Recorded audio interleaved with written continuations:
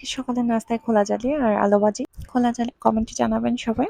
সবাই ভালো থাকবেন, সুস্থ থাকবেন। আল্লাহ হাফিজ। আজকে সকালের নাস্তায় খোলা জালি আর আলু ভাজি। খোলা জালি পিঠা মাংস দিয়ে খেতে ভালো লাগে, বাট আমার কাছে যে কোনো একটা থাকলে হয়, ভাজি বা ঝোল সবজি যে কোনো একটা থাকলেই হয়। আসসালামু আলাইকুম, শুভ সকাল। আজকে দুপুরে রান্নায় আমার সবচেয়ে পছন্দের একটা সবজি রান্না করব। আজকে ঝিঙ্গা দিয়ে চিংড়ি মাছ আর চিংড়ি মাছ ভুনা করব। চিংড়ি মাছ পছন্দ করে না এমন কেউ আছে বলে আমার মনে হয় না। কাটা বাছার কোনো ঝামেলা নেই, খুব মজার একটা মাছ। আর সবজির মধ্যে সবচেয়ে মজার সবজি ঝিঙ্গে। আমি আগে মনে করতাম ধুন্দুল আর ঝিঙ্গে এক, খেতে অনেকটা একই রকম, বড় ভাই ছোট ভাই বলা যায়। পেঁয়াজটা হালকা ভেজে মরিচ গুঁড়া হলুদ গুঁড়া দিয়ে সামান্য পানি দিয়ে একটু কষিয়ে নিচ্ছি। এবার দিয়ে দেবো চিংড়ি মাছটা। চিংড়ি মাছটা দিয়ে একটু কষিয়ে নেব।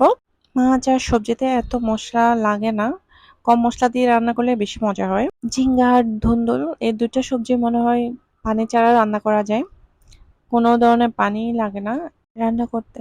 ঝিঙ্গে পানি দিয়ে ঝিঙ্গে রান্না শেষ।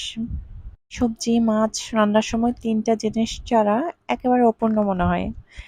টমেটো, ধনিয়া পাতা আর কাঁচামরিচ, এই তিনটা জিনিস ছাড়া সবজি আর মাছ কখনোই মনে হয় না যে পরিপূর্ণতা পাই রান্নায়। টমেটো, ধনিয়া পাতা, কাঁচামরিচ খাবারের স্বাদ এবং সৌন্দর্য দুটোই বাড়ায়। একটু বেলের শরবত বানিয়ে নিলাম। 3 দিন ধরে প্রচুর গরম পড়ছে, আর এদিকে আমি চিংড়িতে এক একে সব মশলা মাখিয়ে তারপরে গরম তেলে ছেড়ে দেব। চিংড়িতে কাঁচামরিচ, পেঁয়াজ, মরিচ গুঁড়া, হলুদ গুঁড়া, জিরে গুঁড়ো আর স্বাদ মতো লবণ দিয়ে মাখিয়ে গরম তেলে ছেড়ে দিয়েছি। চিংড়ি রান্না করতে একদম কম সময় লাগে, 10 মিনিটে হয়ে যায়। এই যে আমার রান্না হয়ে গেছে।